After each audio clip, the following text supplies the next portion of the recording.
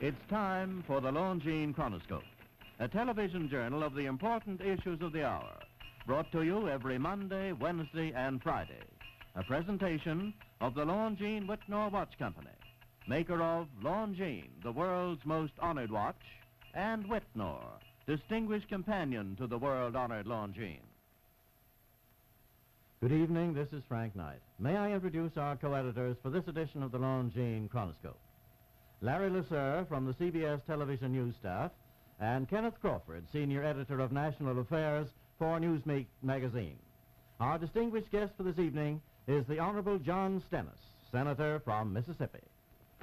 Senator Stennis, as a member of the Armed Services Committee, you've just returned from a wide-ranging tour of our overseas military bases.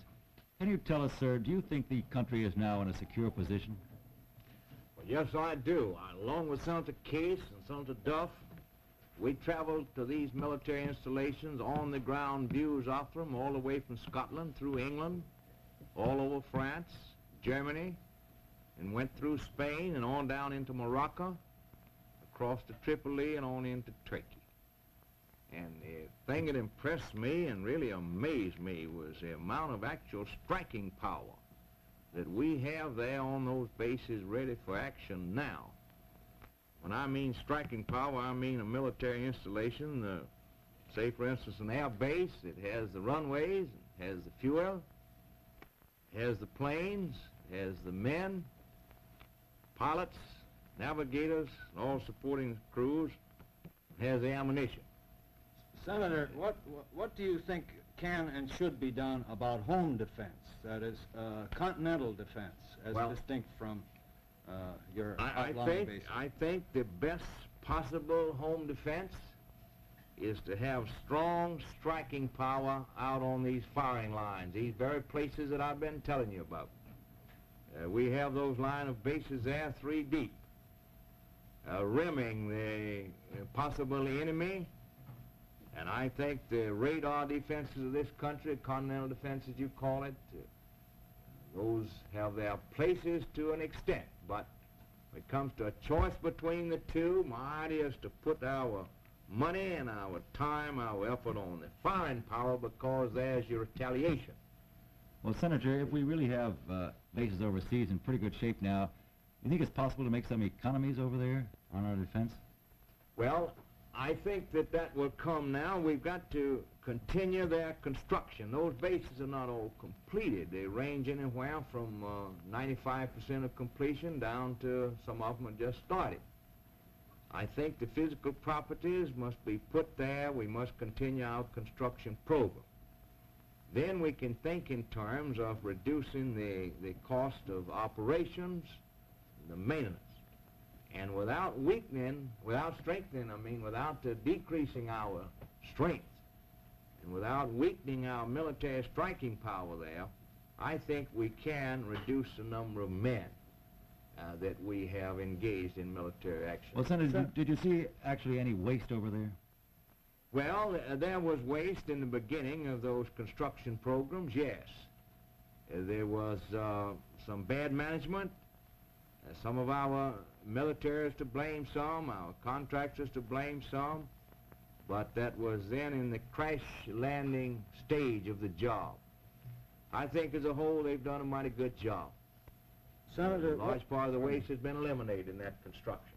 Senator, what impression did you get of the progress or lack of progress of the European defense community, and will that take some of this load off our shoulders eventually? Well, now, this European defense community, as I understand it, is the NATO powers, and the European defense community is one unit composed of Germany and France and Italy and the Netherlands and 1 or 2 others are going to supply military forces, and then England's going to supply it, and we're going to supply it. The plan for Germany was to have 12 divisions, not an army of their own, but 12 divisions within the European Defense Command. Now, Germany has just held an election. I think it's the big news in Europe in the last several years. They overwhelmingly carried that issue to go into this European Defense Command and have the German divisions under the unified command. Now it's up to France and Italy they have never agreed to this plan, although it's substantially what France proposed. I think the time has come for action. I think that the good effects of the German elections will be dissipated within 3 or 4 months unless action is obtained, and unless France comes on in, puts up their part, agrees to Germany being armed within these limits that I've said. I think we must have an alternative plan that will go on and put in effect this plan without Italy or without France if they decide not to come in. Well, I think the time for actions here, and the elections in Germany will be dissipated on this point, and much of the good effects, all of it, lost unless action is had within 3 or 4 months. Is that so? Well, Senator Stennis, I know you're a Mississippi Democrat, of course, but do you agree with Defense Secretary Wilson that it may be possible for us to withdraw some of our troops from overseas? Well, I agree with him to this extent. Withdraw them because other forces have been substituted and better ways of doing the same job have been learned, doing the same job with fewer troops. I would not want to withdraw our striking power now because I think that is the deterrent. I think it's been successful in an operation as a deterrent, and I think it's going a long ways towards preventing World War III. Well, may I ask you, sir, do you think that the Russians may possibly think that this ring of air bases is really an aggressive in intent? Well, it looks aggressive to them, perhaps. They know our record that we've never gone on a program of aggression. We emphasize that now. Of course, the Russians claim that that's our purpose. I think they're very greatly impressed with that striking power that rims them 3 rims deep, all the way from these areas that I've mentioned. But I think they can argue with some logic that it is aggressive. I think they know in their mind that it's not primarily aggression, that we will not move unless they move. Well, sir, They're apparent. But I do think they know we'll move with the greatest striking power that's ever been assembled in the history of the world, if they make the first move. Senator, that aside from our military strength overseas, did you gain any impression of the situation in Europe economically speaking? Oh, yes. I was very much impressed with the fine economy that's developed there, especially comparing it with 4 years ago when I was there. The shops were all full of goods. There was business going on in various ways, and then I went down in the farms. I went down in the fields, visited in these farm homes, down in the barns, saw the cows, the hogs, saw the chickens, and saw the produce, got into the marketing phase. There are problems they have there with reference to marketing their crops, their grains, and their hay, and their meats. Senator, we're having a little trouble at home, apparently, about farm prices. How do you feel about that?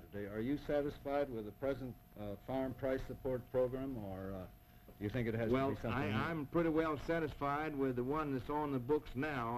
I want this program continued, a rigid price support for basic commodities that can be stored.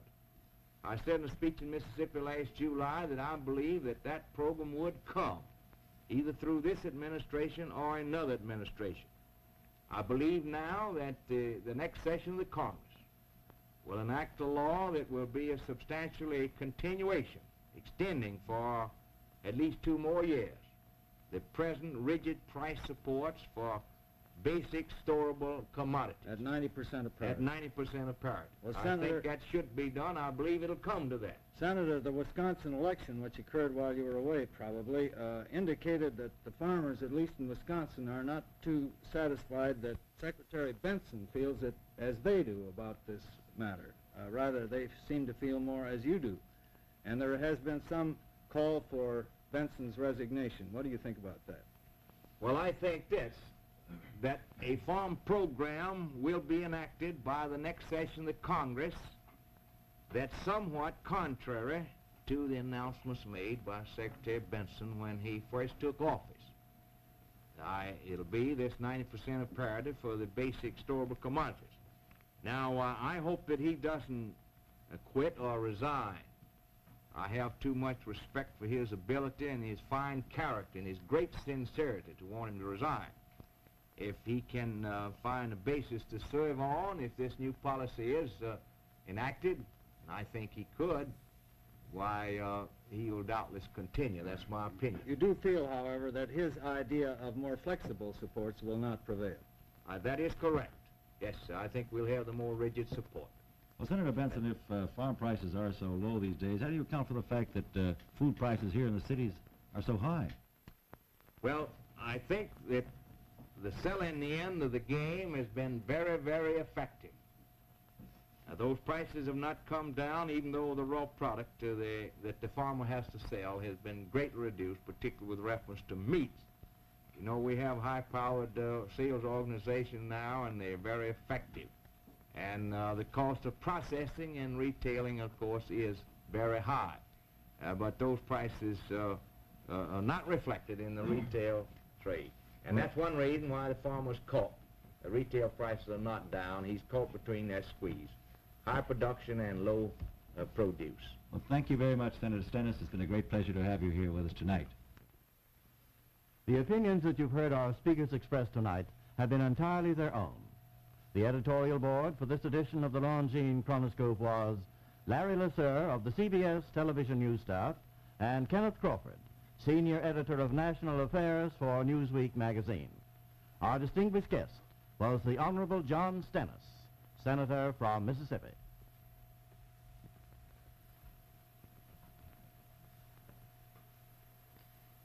If you were to ask, what's the secret of the greater accuracy and long life of Longines watches, we'd answer, Longines watches are better made. And we could prove it, although you would have to examine piles of blueprints, read pages of figures and formulas, witness countless delicate measurements and tests. Now, fortunately, there is an easier way. Qualified experts have compared Longines watches side by side with the best watches of the world time after time. The first time some 75 years ago. The most recent, just yesterday, so to speak. And here are the results of their findings. 10 grand prizes and 28 gold medals from world's fairs and international expositions. Countless prizes and bulletins for accuracy from government observatories. Honors in every field of precise timing. Now that's why in some 100 countries the world over, Longines watches are held in the highest esteem. The pleasure that comes from owning so distinguished a timepiece can be yours. For Longines watches are not expensive. You may buy and own, or proudly give a Longines watch for as little as $71.50. Longines, the world's most honored watch, the world's most honored gift. Premier product of the Longines Whitnor Watch Company since 1866, maker of watches of the highest character.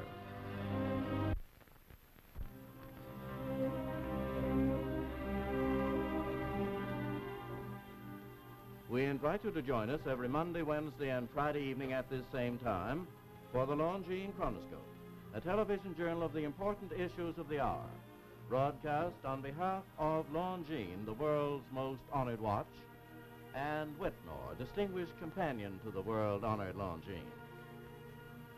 This is Frank Knight, reminding you that Longines and Whitnor watches are sold and serviced from coast to coast by more than 4,000 leading jewelers who proudly display this emblem. Agency for Longines Whitnor watches.